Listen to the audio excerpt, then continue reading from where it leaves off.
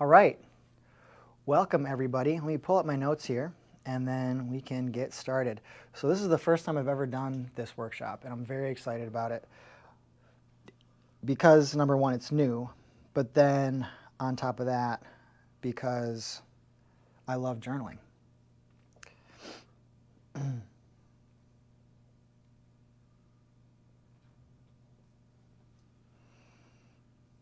Are we have another guest? We do.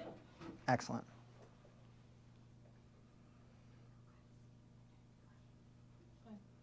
Hi, welcome Gigi. We got a spot just for you.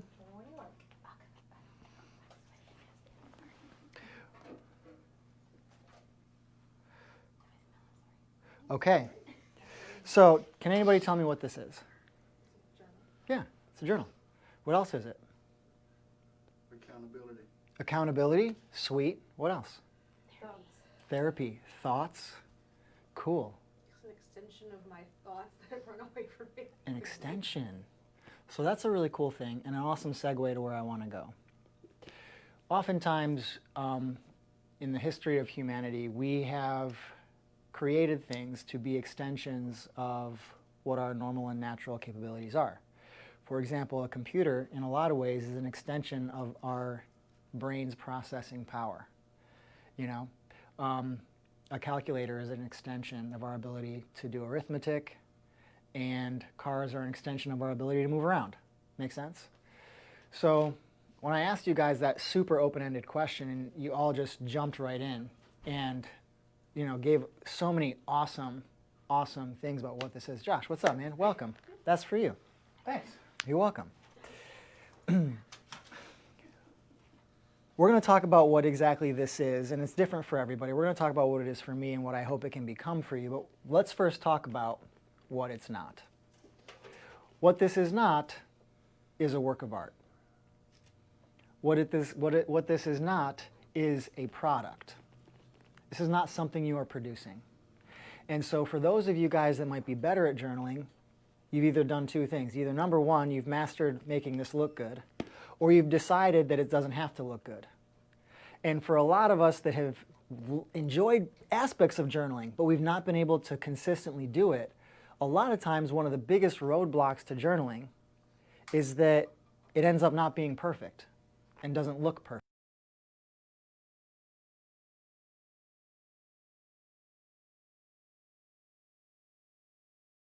So, what I would consider a journal to be is a tool.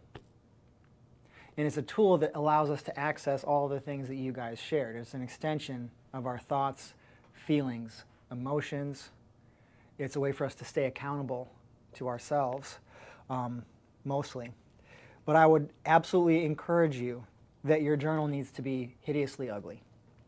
Because perfection so many times is the enemy of success. And that because all of a sudden, I didn't number the page the right way or an arrow didn't go the right way, the next thing you know, I'm like not journaling anymore because it doesn't look the way I want it to. But I hate to break it to you guys, nobody wants to read your journal. 99.99% of the entire world's population doesn't give a crap about your journal. And those that might care to read it do not give a crap what it looks like. This is kind of morbid, but if my children ever try to pick up my journals after I'm long gone, they will be extremely frustrated. They are not in order. Sorry guys, they're just not. And I'll have like chapters of my life in this much of one journal, and then if you keep reading, there's another huge chapter of my life in a whole nother journal, and then I pick up where I left off because I don't like to waste paper. That's really frustrating, but it's okay, because this is a tool. This is a tool. The same way that guns are tools. And I'm going to get into why I just said that. So I was a medic in the Army, and I was in a company of medics. And when you're in a company of medics, it's not hard to be the most badass dude around because they're a bunch of medics, right? And so when you're that person in your medical company, you end up teaching all the firearms classes. So when I was teaching firearms classes, whether it was pistol, rifle, shotgun, you name it, I always said that the implement that we were training on, whether it was an AR-15 or an M4, to use the military lingo, those are tools. And the weapon is up here.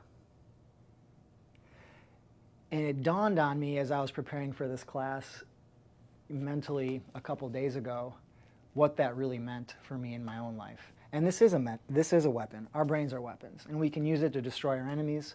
We can use it to conquer our goals. We can use it to achieve all of our heart's desire. We can use it to create love and happiness, and we can use it for that.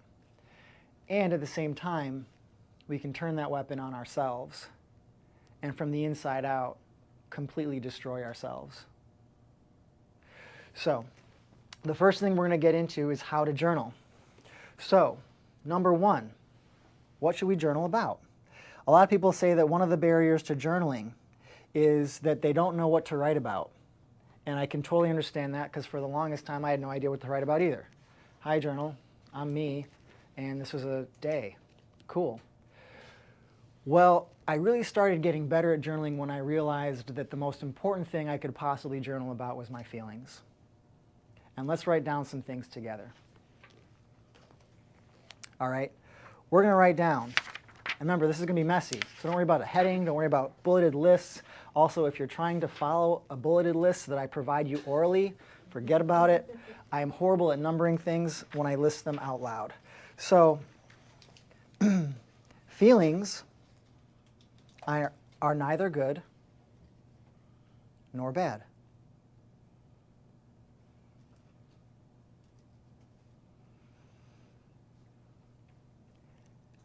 They are neither right nor wrong.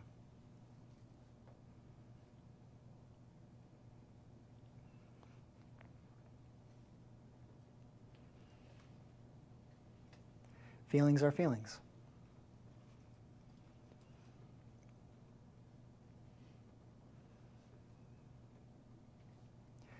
And I guarantee you, if the only thing you ever write about in your journal are your feelings, you will never run out of things to write about, because we are feeling things all the time.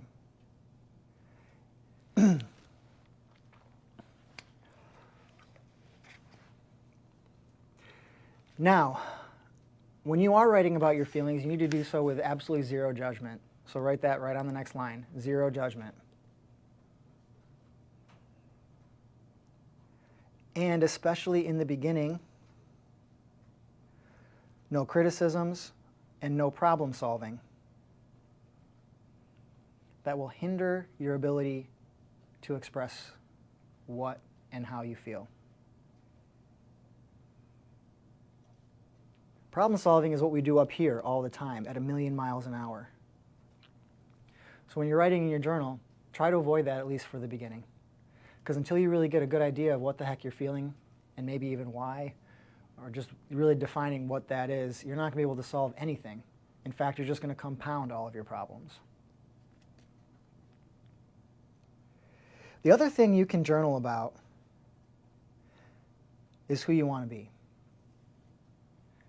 And we're going to talk about that a little bit more so at the close of this class with an exercise that we can all do together.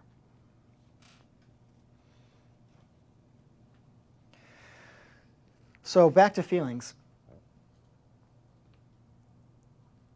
Can we control what we feel? No, we can't. Our feelings are imposed upon us. But what we can control is our focus and what we focus on.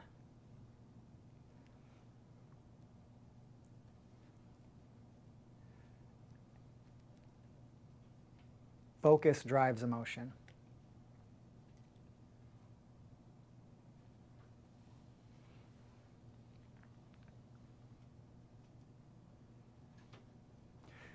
Some of the most influential pieces of literary work were written by men and women in the most horrible circumstances you could possibly imagine, but found joy in what they were going through and turned that to good because they focused on the most right things.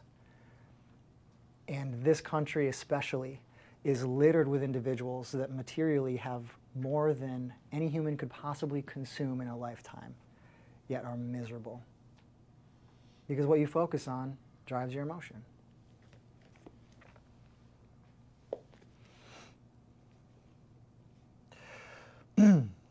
So, I do want to talk next about why journaling is so effective. Because what we just went over was how to journal. So let's talk about why journaling is so effective. So I talked about problem solving, and that's what happens up here at 1,000,000 miles an hour.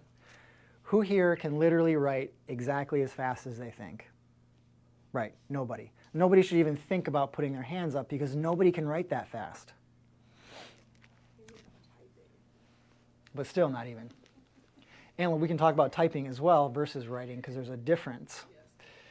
So the reason why journaling is so effective is because it slows you down.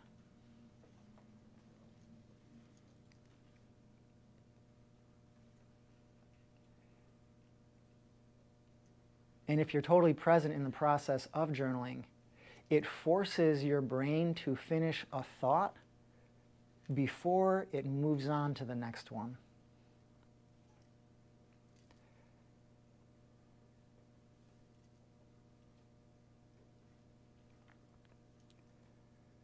Our brains are capable of simultaneous thought. Even men are capable of this, believe it or not, women. We are capable of simultaneous thought.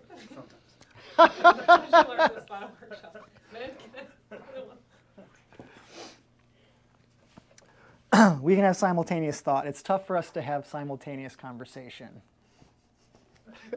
That part of our brain is more of a goat path. You guys have like a 4-lane highway. Even one conversation. Right. It's because we're having simultaneous thought. Yeah, exactly. So it slows you down. And when it slows you down, it forces you to, like I said, finish thoughts, but it forces you to utilize logic a little bit more so and follow something through. I mean, who here is capable of creating a totally worst case scenario out of something very benign? Yeah, absolutely. Who here has ever had a two-sided conversation, but you're the only person in the room? Yeah, absolutely. And you're thinking about, like, let me give you an example. I worked for one of my great mentors in Virginia Beach. His name was Dr. Bob. And I was going to ask Dr. Bob for a raise. Well, on my entire way to work, I had a conversation for Dr. Bob in my head. And at the end of it, decided he wasn't going to give me a raise and never asked him for it. And I didn't even ask Dr. Bob for the raise. He would give you the raise. Probably. Probably. But how many times have we done that? And it's so funny because what somebody else thinks or what they're going to say is really none of our gosh darn business. And why on earth would I answer for somebody else when I have no idea what they're going to say? The team does that with me all the time. Right, guys? Mm-hmm.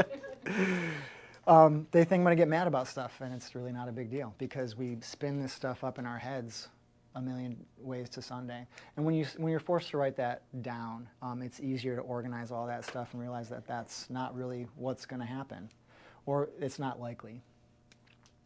It also helps us get clarity about what we really want. The other reason why it's so effective is because the act of actually making letters stimulates a little bit of a different part of our brain. It utilizes more components, and people that write things down remember things better. And it's not necessarily seeing it on the page as it is creating it. The act of scratching a pen or a pencil across the paper is absolutely different. It's even different than a keystroke. And we can absolutely measure that somebody writing a phrase is way more likely to remember it than typing a phrase. Now, is typing faster and efficient? Sure. So if we've got to transfer some sort of information, is it more efficient to type and should we ditch it? No. But that's also to say that we shouldn't ditch this because this is connected to us being human.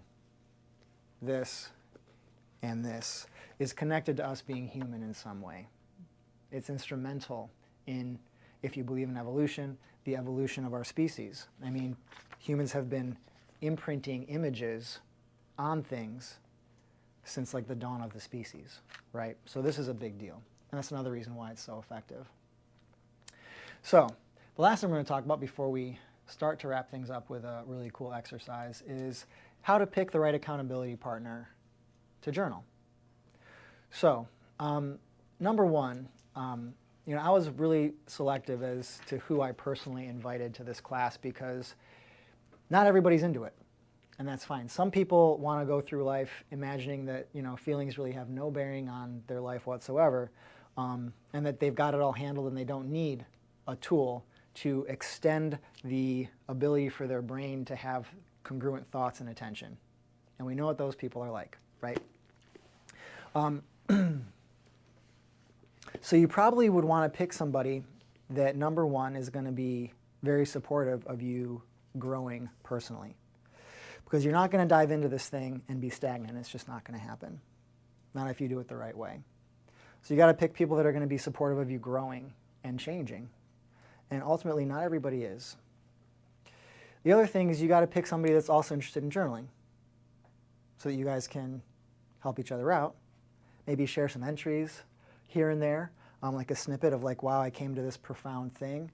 And then the other thing is you can pick people that are going to help you choose journaling exercises, because sometimes having somebody task you with something to journal on is really, really important and helpful as well. My accountability coach, my chiropractic accountability coach, is masterful at leaving me with some sort of a journaling assignment, probably at least once a month when there's not other homework for me to do. And it's super effective. Now, we're going to launch a project, and I need you guys to help hold us accountable to the project, and we're going to try to release journaling exercises for you guys to join along with us on our social media outlets. So I don't know if we're going to do this via like stories or if we're going to do it via posts or whatever.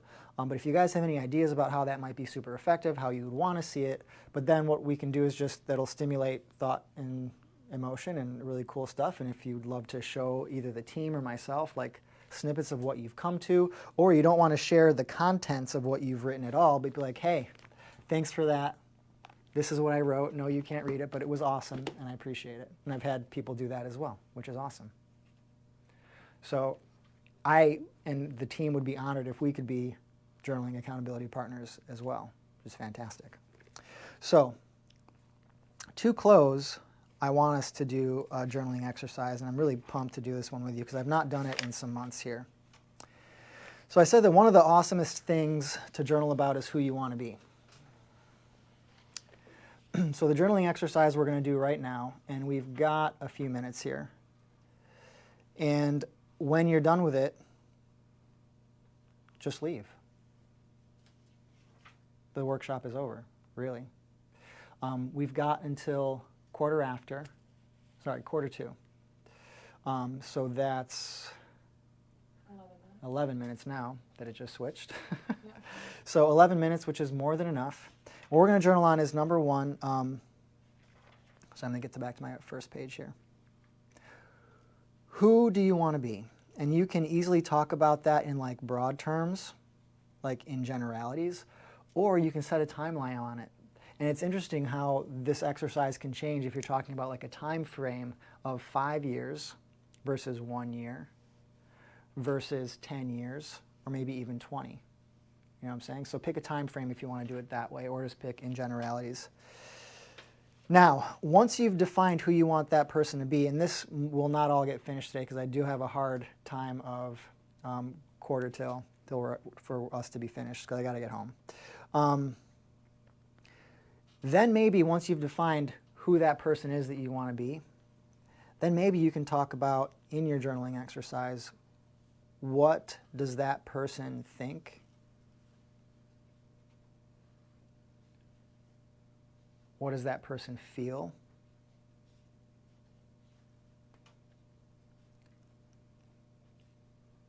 Most importantly, what does that person do?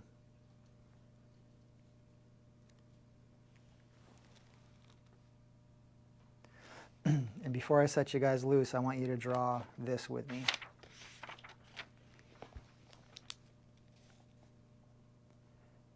It's basically a triangle, but it's also a circle.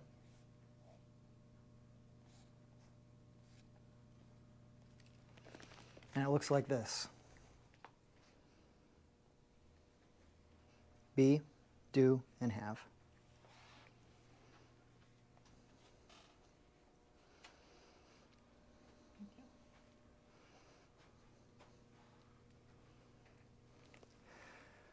Now, some people caught up in a very materialistic worldview think that they can influence this circle in the have category by acquiring things.